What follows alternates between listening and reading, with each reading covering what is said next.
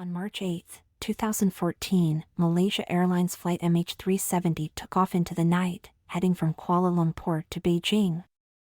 It never arrived. Over 9 years later, the world is still asking the same question: what happened to MH370?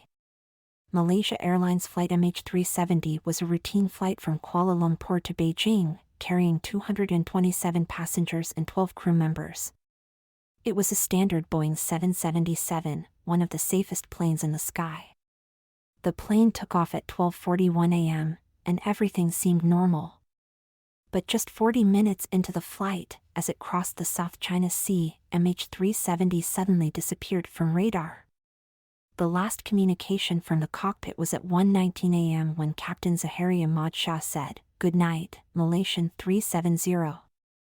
At 1:21 a.m., the plane's transponder, which sends signals to air traffic control, was turned off. Then, MH370 made an unexpected turn-off course, heading west instead of north. Immediately, search and rescue operations were launched. At first, teams scoured the South China Sea, assuming the plane had crashed. But as days turned into weeks, hope faded. Then, new satellite data from the British company Inmarsat revealed a shocking truth. MH370 had flown for hours after losing contact, likely heading deep into the remote southern Indian Ocean. As the search moved into one of the most isolated parts of the world, questions arose. What caused the plane to change course, and why was the transponder turned off? One of the leading theories suggests that Captain Zahari Ahmad Shah may have deliberately steered the plane off course in a suicide mission. Some speculate he could have depressurized the cabin, causing the passengers and crew to lose consciousness, while the plane flew on autopilot until it ran out of fuel. In 2015, over a year after the disappearance, a breakthrough came. A piece of debris known as a flaperon, part of the plane's wing, was found on Réunion Island, more than 3,000 miles away from the search zone. This discovery confirmed that the plane had crashed, but where was the rest of the wreckage? More debris was found in the following years along the coastlines of Madagascar, Mozambique, and other Indian Ocean locations, but the main wreckage remains missing.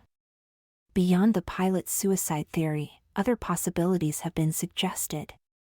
Could a catastrophic mechanical failure have taken down the plane? Or was there some form of hijacking or sabotage? Some believe the plane may have been accidentally shot down, while others point to mysterious passengers and possible terrorist involvement. But there's no concrete evidence for any of these theories.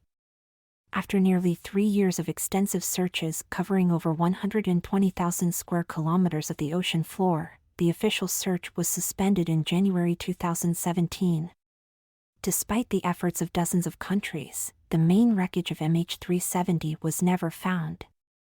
A private search by Ocean Infinity in 2018 also yielded no results, and the mystery of MH370 remains unsolved.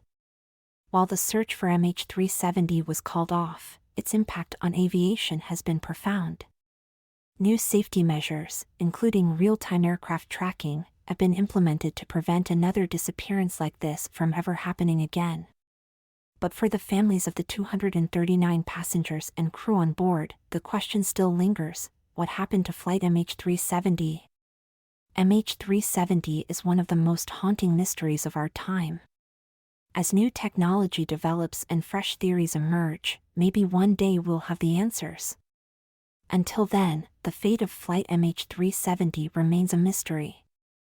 What do you think happened to MH370? Share your theories in the comments below.